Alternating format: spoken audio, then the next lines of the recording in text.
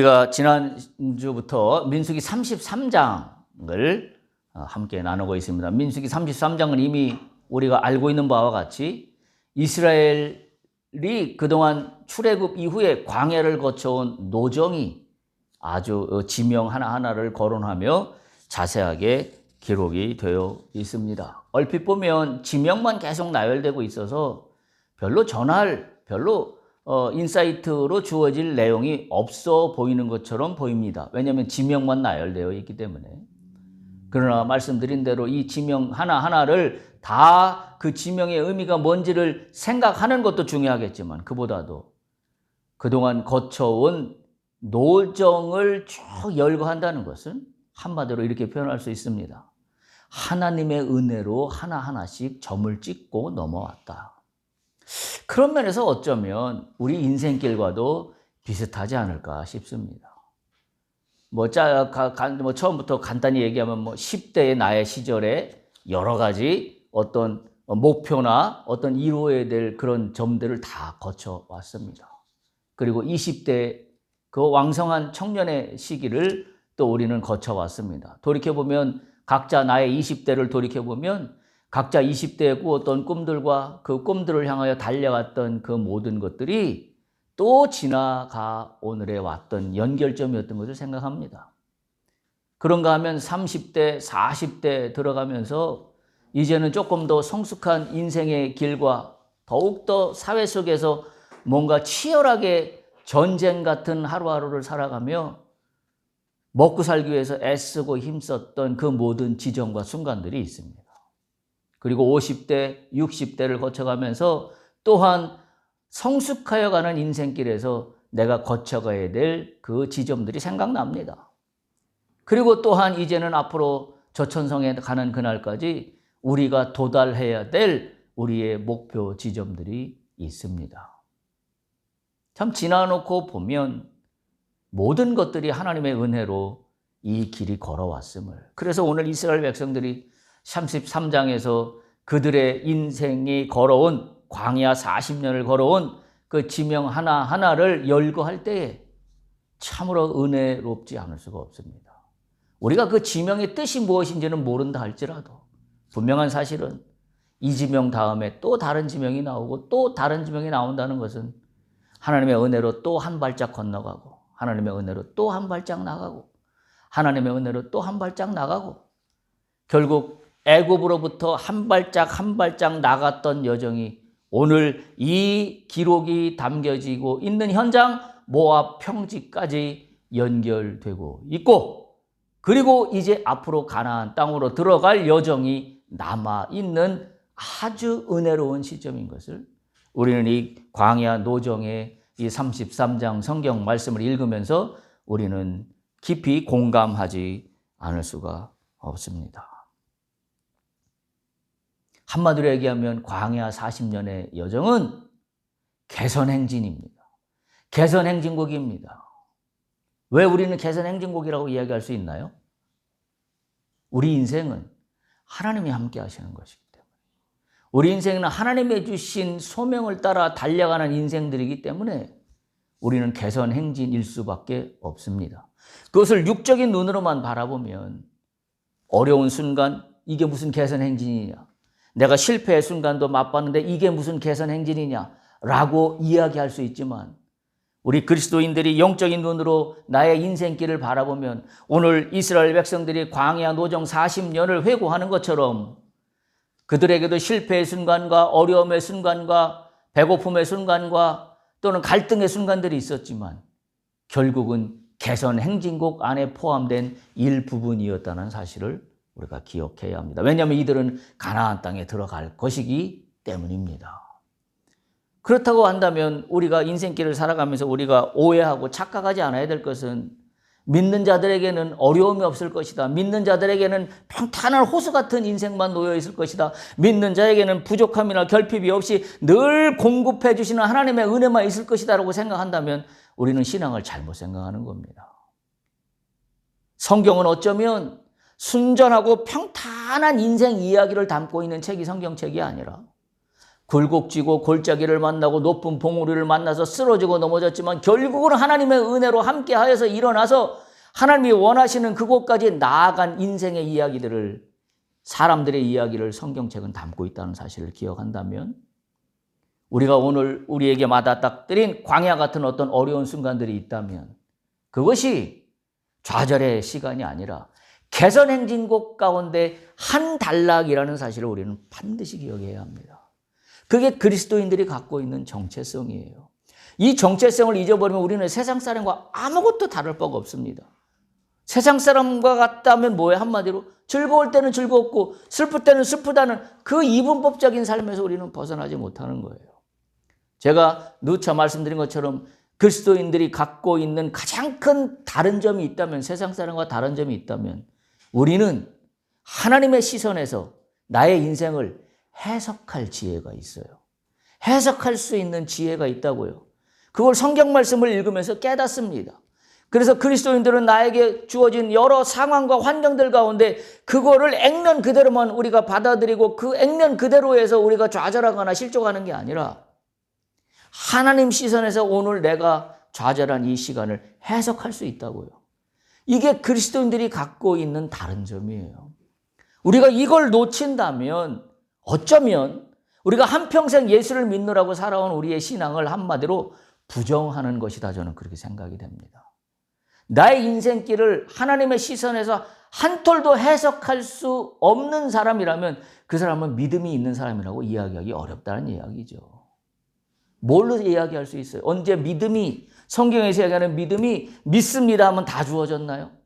될 줄로 믿습니다 하면 다 하나님이 내가 원하는 대로 다 주시든가요? 아니잖아요. 결국 뭐냐면 하나님의 뜻이 나의 상황이 맞춰질 때까지 하나님은 우리를 훈련하셔요. 하나님의 뜻을 이루는 게 하나님의 뜻이지 내 뜻을 이루는 게 하나님의 뜻이 아닙니다. 만약에 우리가 내 뜻을 이루는 것이 하나님의 뜻이라고 우리가 착각한다면 우리는 뭘 믿고 있는 거냐면 미신을 믿고 있는 거나 똑같아요. 미신에서 뭐가 있습니다.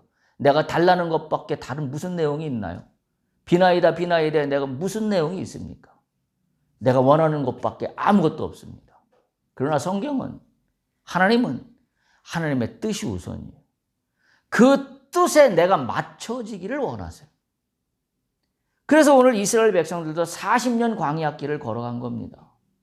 일주일 조금 더 잡으면 15일이면 갈 수 있는 애굽에서의 가나안의 그 대로를 40년을 뱅뱅 돌았습니다. 40년을 뱅뱅 돌았어요. 어떤 성경학자들은 가데스 바네아에서 정탐꾼들이 실패했잖아요. 그래서 40년 그 광야길을 걷는 징벌을 받았잖아요. 우리가 성경에서 알다시피. 어떤 성경학자들은 주로 어떻게 얘기하냐면 38년 대부분을 이 광야 전체를 뱅뱅 돈 게 아니라 가데스 바네아 근처만 40년을 돌았다라고 이야기합니다. 참 우리에게 시사하는 바가 굉장히 큽니다. 따라서 우리가 믿음의 길을 간다고 할 때 우리가 초점을 맞춰야 되는 것은 하나님의 뜻이에요. 그 뜻을 이루기까지 오늘도 나를 훈련하시는 하나님이라고 생각한다면 오늘 내가 어려움에 잠시 처해 있는 어떤 상황은 하나님이 나를 훈련시키는 기간이에요. 그걸 해석할 수 있다는 이야기죠. 그러면 가나안 갑니다. 근데 그걸 해석할 수 없으면 집어쳐버리는 거죠. 신앙이고 믿음이고 다 져버리고 맙니다. 왜 많은 오늘날 그리스도인들이 교회는 다니지만 교회를 다니는 신자 같은 모습이 있는 게 아니라 세상 사람보다도 더 무엇인가 더 이기적인 그런 기형적인 크리스찬들을 왜 양산해 내고 있나요? 그래서 그런 모습들을 보고 많은 사람들이 기독교에 들어오는 것을 꺼려합니다. 교회 다니는 것을 꺼려합니다. 왜? 교회 다니는 내 옆에 있는 사람을 봤더니 사는 방법이 나보다도 못해. 저렇게 사는 사람이 믿는 저 종교를 내가 뭐하러 들어가서 믿나? 어찌 보면 오늘날 크리스찬들의 기독교의 위기입니다. 왜? 기독교 인구가 계속 줄어들고 있잖아요. 우리가 알다시피. 그 원인을 제공하고 있는 것 중에 하나는 나라는 사실을 우리가 기억할 수 있어야 돼요. 그 이유가 뭐예요? 하나님의 뜻을 쫓는 게 아니라 내 뜻을 쫓았기 때문이에요. 오늘날 기독교는 너무나 편의주의적으로 변했습니다. 교회가 거룩성을 다 훼손했어요. 어느 저인가 크리스찬 무슨 언론지에서 설문조사를 한 걸 봤더니 많은 사람들이 오히려 개신교에서 천주교로 성당으로 종교를 개종을 해요. 또는 불교를 가요. 그거 왜 그리 가냐라고 물어봤더니 놀라운 답변이 나와요. 거기 가면 뭔가 좀 종교 같은 거룩한 점이 있다는 거예요. 우리가 반성할 점이에요. 물론 개신교가 율법주의에 얽매여서 율법을 따라가는 그런 것들이 정답은 아니지만 우리는 어떤 면에서는 우리의 교회의 모습은 너무나 편의주의적이고 너무나 인간에게 맞추어진 그런 거룩성을 상당히 낮추고 오히려 인간적인 어떤 즐거움과 인간적인 교제에 더 초점을 맞추고 있는, 그래서 오늘날 교회들마다 커피숍이 없는 교회가 없습니다. 오히려 그게 주예요. 오늘 하나님의 말씀을 들으면서 예배 가운데 받은 은혜를 나누는 게 목적이 아니라 커피숍에 앉아서 오늘 교회에서 만난 사람들과 커피 한 잔 나누면서 수다 떠는 게 목적이에요. 우리가 반성해야 될 지점이에요. 그렇다고 한다면 우리가 걸어가고 있는 인생의 노정들이 과연 임마누엘 하나님의 임재하심으로 걸어갈 수 있겠느냐라는 건 우리가 심각하게 생각해 봐야 될 그런 문제가 아닐 수가 없습니다. 우리가 지난 시간에 뭘 살펴봤냐면 광야에서 나의 정체성은 누구인가? 라는 걸로 살펴봤어요. 누구라고 말씀드렸냐면 우리는 군사라 그랬습니다. 여호와의 군사. 믿는 사람은 나의 인생길 자체가 뭘로 살아가는 거냐면 여호와의 군사로 살아갑니다. 우리가 그 정체성을 잊지 않아야 돼요. 그래서 내가 누구인지를 알았기 때문에 오늘부터는 몇 주간에 걸쳐서 말씀이 나가겠습니다만은 군사인 나는 어떻게 무엇으로 정체성을 삼을 것인가, 그러면 그 이야기를 이제부터 몇 주에 걸쳐서 나누고자 합니다. 군사로서 광야를 걸어가는 나는 어떤 정체성, 무엇의 정체성을 가져가야 될 것인가 라는 겁니다. 한마디로 여호와의 군사는 광야 같은 인생길을 걸어갈 때 어떤 특성을 가지고 어떤 캐릭터를 가지고 걸어가야 할 것인가, 그 말씀을 나누고자 합니다. 그래서 오늘 말씀의 제목을 군사로서 나의 광야 정체성은 무엇인가, 그 첫 번째 시간으로 말씀을 함께 나누고자 합니다. 지난번에 나눴던 말씀은 정체성이 누군가였다면 오늘부터는 그 정체성은 무엇으로 채워야 하는가라는 그와 같은 말씀입니다. 이 말씀을 계속 끌고 가는 원동력은 딱 1절에 있습니다. 민수기 33장 1절을 갖고 계속 저에게 인사이트로 다가오는데요. 모세와 아론의 인도로 대오를 갖추어 애굽을 떠난 이스라엘 자손들의 노정은 이러하니라. 무슨 이야기예요? 40년 동안 이스라엘 백성들이 어떻게 걸어왔다고요? 대오를 갖추어. 저는 이 부분에서 꽂혀 있어요, 지금. 모세와 아론의 인도로. 자기 뜻대로가 아닙니다.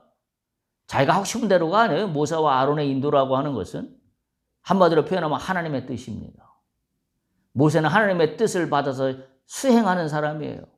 아론은 그것을 받들어서 하나님의 뜻을 받들어 모세와 함께 이스라엘 백성들을 언약궤 중심의 아이덴티티를 가져가게 하는 수장이 아론입니다. 제사장이잖아요. 결국 뭐예요? 모세와 아론의 인도라고 하는 것은 하나님의 뜻 가운데서 대오를 갖추어 40년 동안 행진하였다는 사실. 저는 이 부분이 너무나 은혜스러워요. 이 1절이, 33장 1절이. 그래서 계속 말씀을 드리게 됩니다.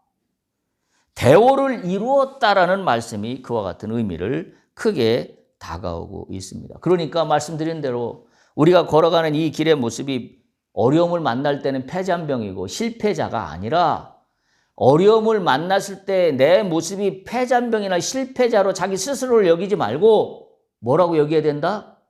개선 행진 중의 일부분일 뿐이다라고 여겨야 돼요.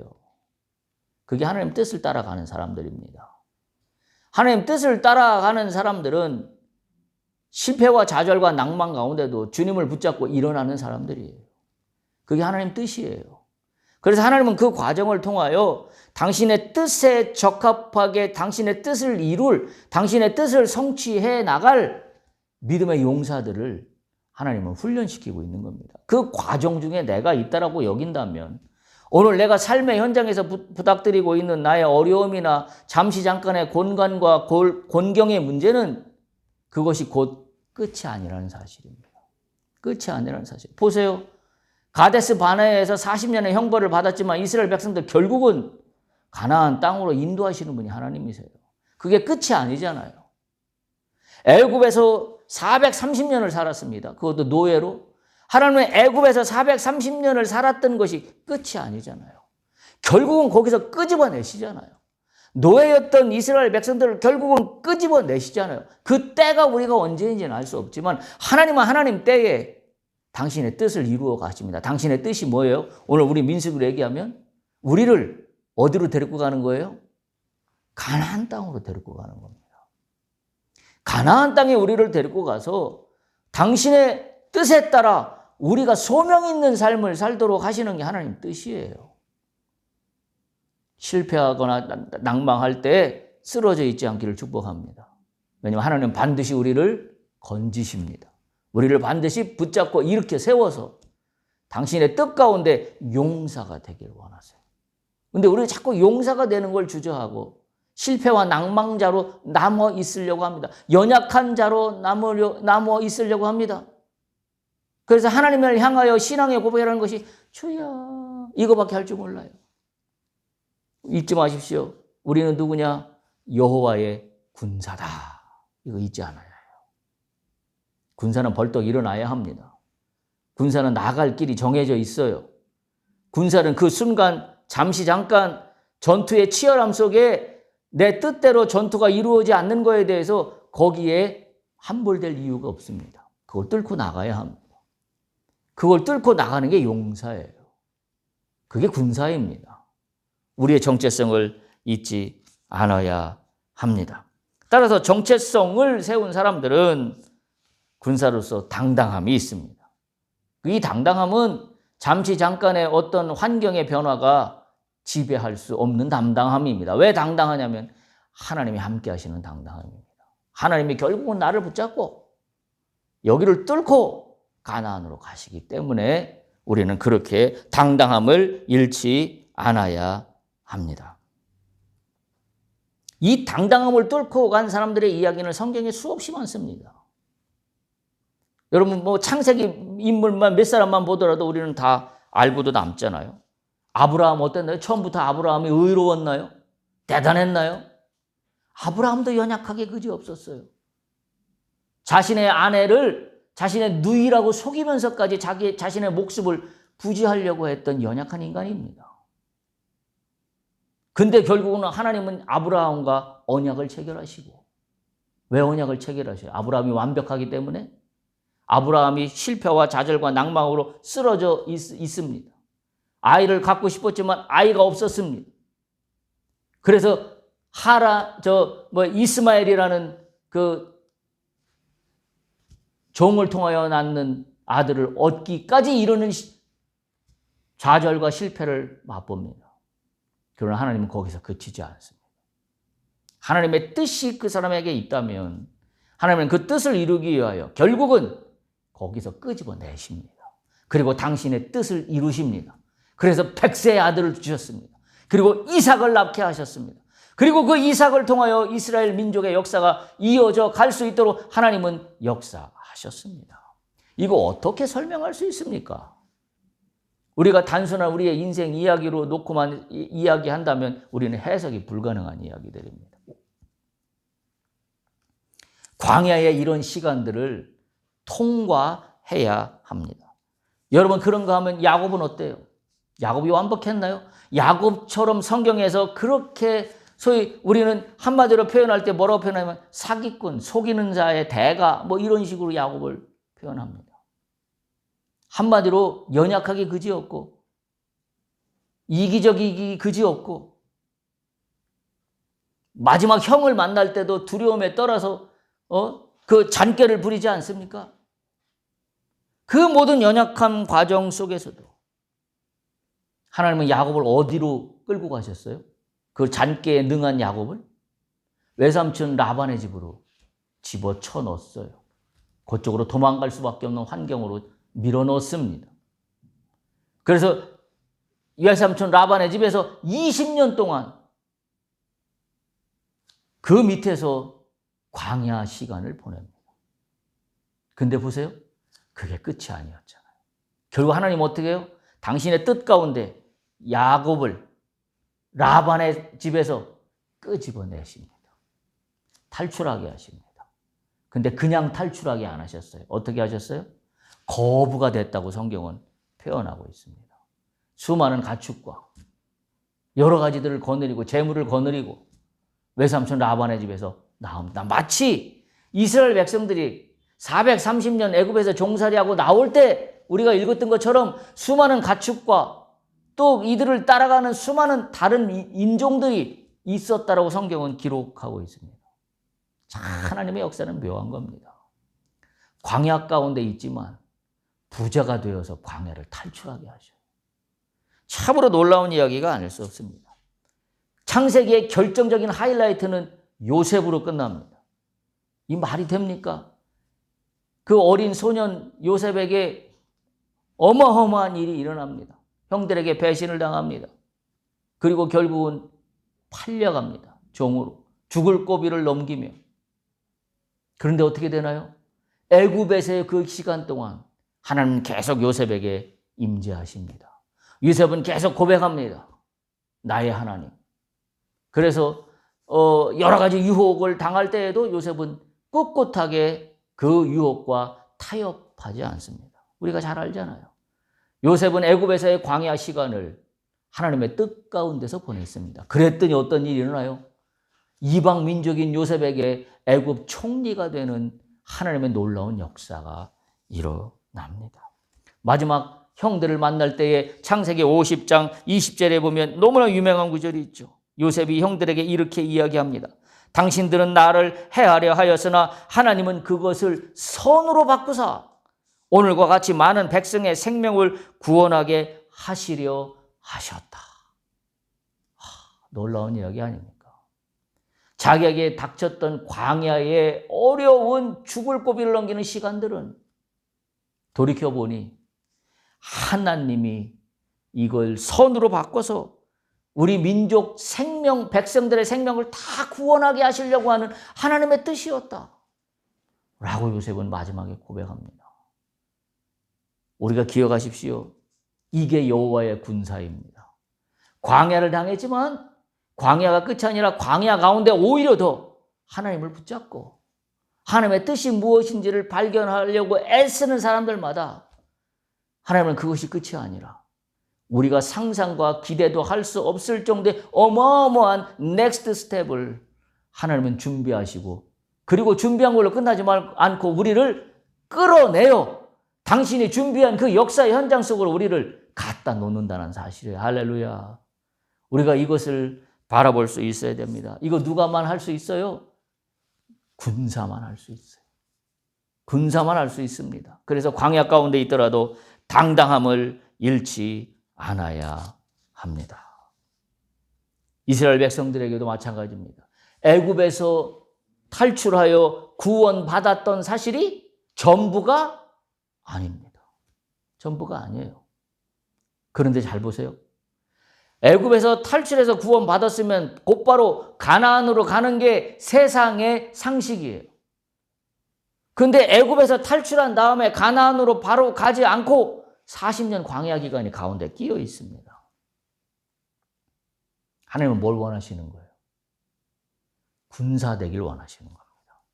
광야를 통과하여서 당신의 뜻을 이룰 군사가 되기를, 용사가 되기를 하나님은 우리에게 요구하고 계신 겁니다. 많은 신앙인들이 오해하는 부분이 그 부분이에요. 내가 예수를 믿으면 만사형통 모든 게 다 끝, 모든 일이 다 돛단도 평탄하게 흘러갈 거라고 생각해요. 아닙니다. 성경의 역사를 보면 그런 역사는 하나도 없습니다. 오히려 역전의 역사를 맛보게 하시는 게 하나님의 섭리라는 사실을 깨닫지 않을 수가 없습니다. 군사로서 정체성에 그렇다면 이 기본이 뭘까요? 우리가 여호와의 군사라고 한다면 민수기 33장 1절 다시 한번 본문을 보면 모세나 아론의 인도로 대오를 갖추었다라고 시작합니다. 대오를 갖추었다는 건 뭐예요? 한마디로 얘기하면 질서입니다. 광야 40년을 걸어가는 문제의 핵심은 뭐냐면 질서이에요. 무질서가 아닙니다. 다른 한마디로 표현하면 왜 이스라엘 백성들이 40년 광야를 돌았는가 그 원인을 한마디로 다른 쪽으로 표현한다면 무질서였기 때문이에요. 어떤 무질서예요? 모세와 아론의 인도를 따라 하나님의 뜻을 발견하며 갔어야 되는데 그 질서를 잃어버렸어요. 자신의 뜻대로 자신의 생각을 앞세워서 그 질서가 깨져서 무질서로 바뀌었습니다. 가나안 정탐을 갔을 때 12지파가 가서 장대 같은 가나안 족속의 그 거민들을 보고 하나님의 뜻이면 하나님이 함께 하시면 하나님이 약속한 이곳에 우리를 인도하신다 하셨사오니 우리는 이곳에 저들은 비록 클지라도 하나님이 함께 하시면 우리는 저 땅을 들어간다 라고 하는 질서가 있었어요. 근데 이들은 그 질서를 자기들의 판단으로 깨뜨려 버리고 말았습니다. 무질서 속으로 들어갔습니다. 한마디로 그것이 문제입니다. 여러분 군사라고 생각해 보십시오. 군사의 정체성이 가장 기본적인 게 뭐예요? 질서잖아요. 질서 없는 군대가 무슨 군대입니까? 그래서 많은 그 군인들이 그 군대에 복무하는 동안에 가장 심혈을 기울여서 반복하고 또 반복하고 또 반복하는 게 뭐예요? 훈련이잖아요. 그 훈련의 목적이 뭐예요? 질서 있게 하기 위해서입니다. 질서가 깨떨어지면 전쟁을 시행할 수 없기 때문입니다. 질서가 깨떨어지면 군대로서의 모습이 훼손되기 때문입니다.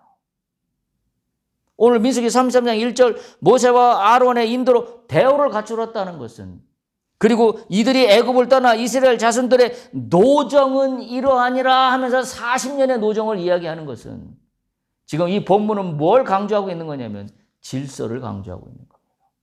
질서 있게 걸어가는 하나하나의 행보가 하나님 뜻 가운데서 그것이 훼손되지 않아야 한다는 사실을 기억하게 하고 있다는 사실입니다. 군사는 질서 있어야 합니다. 우리는 어떤 질서예요? 하나님 말씀으로 세워진 질서입니다. 오늘 많은 그리스도인들이 왜 혼동스럽고 갈등에 휩싸이냐 하는 거면 하나님 말씀으로 질서를 세우지 않고 우리는 하나님을 믿는다고 하지만 세상의 여러 가지 가치들을 수없이 받아들입니다. 그리고 세상 사람들의 말에 우리는 홀라당 넘어갑니다. 그러니까 뭐예요? 하나님 말씀으로 세워가는 질서가 깨지는 겁니다. 그러면 그때부터 내 마음속에 갈등이 일어나고 혼란스럽고 도대체 예수를 믿는다는 게 뭔가 이렇게 믿는다는 게 무슨 의미가 있나? 라는 갈등 가운데로 빠져버리고 말아요. 질서가 깨진 거지요. 이 본문의 처음을 다시 한번 잘 기억하세요. 모세와 아론의 인도로 대오를 갖추어 나가는 게 그리스도인들입니다. 할렐루야. 하나님의 말씀으로 질서 있게 행진하는 게 나의 인생길이라는 그런 사실입니다. 자, 그렇다면 오늘 첫 번째 말씀드릴 사항이 바로 이런 겁니다. 여호와의 군사로 광야를 걸어가는 질서 있는 믿음의 사람들은 첫 번째 어떤 정체성으로 통과해야 될까? 어떤 정체성으로 통과해야 될까? 저는 이렇게 생각합니다. 여호와의 군사는 목적이 분명해야 합니다. 그게 정체성의 첫 번째입니다. 목적이 분명해야 합니다. 여러분 생각해 보세요. 목적 없는 전쟁이 있습니까? 군사가 목적 없이 전투를 치르는 경우가 있나요? 없습니다. 군사가 전쟁을 할 때는 반드시 목표가 있습니다. 목표가 있어요. 그 목표를 어떻게 달성할 수 있냐면 지금 제가 말씀드린 질서를 세우지 않으면 목표 달성은 안 돼요. 우리는 하나님의 말씀으로 목표를 세워야 합니다. 그게 그리스도인들이 인생길을 살아가는 정체성의 첫 번째입니다. 목표가 분명해야 합니다. 무엇을 달성해야 하는가에 대한 목표가 정확해야 합니다. 여러분에게 하나님의 사람으로서, 그리스도인으로서 여러분에게 주어진 목표는 무엇입니까? 만약에 하나님의 사람으로서의 내 인생길에, 내 인생에 대한 목표가 없다면 목표를 다시 세우시기를 축복합니다. 왜? 군사는 목표가 정확한 사람들이기 때문입니다. 오늘 이스라엘 백성들의 목표는 뭐예요? 가나안 땅 가는 게 목표입니다. 가나안 땅 들어가는 게 목표예요. 그 목표는 누가 세웠나요? 이스라엘 백성들이 세웠나요? 누가 세웠습니까? 우리가 가나안 땅으로 가겠다라는 목표는 이스라엘 백성들이 스스로 세웠나요? 아닙니다. 그 목표는 하나님이 주신 목표예요. 우리가 그리스도인들이 나의 인생길을 살아가면서 목표는 내 마음대로 정한 목표가 아니라 하나님 뜻 가운데서 정해진 목표이어야 합니다. 그래야 하나님의 뜻에 합치한, 하나님의 원하시는 합당한 목표를 이룰 수 있기 때문에 그렇습니다. 따라서 그리스도인들은 대충 흘러가는 대로 살아가는 사람들이 아닙니다. 오늘은 이렇게 그냥 대충 살고 내일은 저렇게 대충 살고 아니에요. 비록 오늘과 내일의 삶이 변화가 없는 것처럼 보이고 오늘은 막 부침이 있고 내일은 또 기쁨이 있고 즐거움이 있는 업앤다운의 삶처럼 보이지만 그 모든 과정은 하나님이 세워주신 목표점을 향하여 나가는 나의 인생길의 하루하루라는 사실을 우리가 반드시 기억해야 합니다. 어떤 그리스도인들은, 많은 그리스도인들이 방랑객이나 여행객처럼 살아가는 사람들이 많습니다. 방랑객이나 여행객이라면 질서가 그렇게 중요하지 않습니다. 기억하십시오. 우리의 인생길은 여행의 길이 아닙니다. 그래서 오늘은 되는 대로 여기서 묵고 내일은 되는 대로 저기서 묵는 여행이 인생이 아닙니다. 우리가 다시 한번 이 오늘 본문의 말씀으로 정리하면 우리의 인생길은 군사로 살아가는 겁니다. 군사로 살아간다면 질서가 있어야 합니다. 그 질서는 물론 하나님의 말씀으로 세우는 질서입니다만은 그 질서로 세워가며 우리는 뭘 향하여 나가냐면 목표를 향하여 나가는 사람들이라는 사실입니다. 그래서 한마디로 개선 행진의 질서 있는 과정을 통하여 하루하루를 살아가는 사람들입니다. 지금 이스라엘 백성들을 보더라도 마찬가지입니다. 이스라엘 백성들에게는 목표가 정확합니다. 우리가 이 사실을 기억해야 돼요. 이스라엘 백성들이 430년의 종살이를 끝내고 광야길을 걸어가는 목표는 가나안 땅 가기 위해서입니다. 다른 거 아무것도 없습니다. 그러나 우리가 알다시피 가나안 땅을 가는 그 과정의 광야에서의 여정은 참으로 많은 부침이 있습니다. 어려움이 있습니다. 업앤다운이 있습니다. 그렇다고 목표를 훼손해서는 안 됩니다. 이스라엘 백성들의 문제는 어디에 있었어요? 자꾸 목표 지점을 훼손하고 상실했습니다. 어려움을 만날 때마다 뭐라고 그랬나요? 차라리 애국으로 돌아갔으면 좋겠다. 목표 상실이에요. 여호와의 군사의 모습이 아닙니다. 목표가 상실되면 이미 군대로서의 기능은 없어져 버리는 겁니다. 그야말로 그냥 패잔병밖에는 될 일이 아무것도 없어요. 이스라엘 백성들이 40년 광야길을 걸어가는 원인 중에 원인은 바로 여기에 있습니다. 목표 상실입니다. 어려움을 만났다고 목표 상실이에요. 내 뜻대로 되지 않았다고 목표 상실입니다. 참으로 우리에게 시사하는 바가 너무나 큽니다. 여호와의 군사는 하나님이 나에게 허락하신 목표점을 향하여 달려가는 사람들입니다. 목표가 정확합니다. 목표가 흐리멍텅하지 않아요. 인생의 목표가 정확합니다. 하나님으로 말미암아 나에게 세워주신 목표점이 정확하다는 거예요. 그래서 우리는 이렇게 스스로에게 질문할 수 있어야 돼요. 만약에 공부하는 사람들의 입장이라면 내가 공부를 왜 하는가? 목표점을 세워야 합니다. 내가 사업을 하는 사람들이라면 나는 사업을 왜 하는가? 내 사업의 목표가 뭔가? 정확해야 합니다. 그저 어떻게 하다 보니 되었네? 그게 아닌 거죠. 목표가 정확해야 됩니다. 과학자들이라면 어때요? 내가 오늘 이와 같은 새로운 어떤 원리를 내가 개발하고 기술을 개발하는 목적이 무엇인가가 정확해야 합니다. 여러분, 지금 우리 사회는 큰 혼돈 가운데 있습니다. 그 중에 대표적인 게 AI예요. AI. AI가 처음에 디지털 기술이 발달하면서 인류, 우리의 삶을 풍요롭게 해주는 걸로 모두가 치달았습니다. 실질적으로 그렇습니다. 예전에는 기대할 수 없었던 판단의 근거들을 제공해 줍니다. 그 중에 2020년 연말에 나왔던 가장 대표적인 게 생성형 AI인 챗 GPT입니다. 많은 데이터들을 분석해서 다 해줍니다.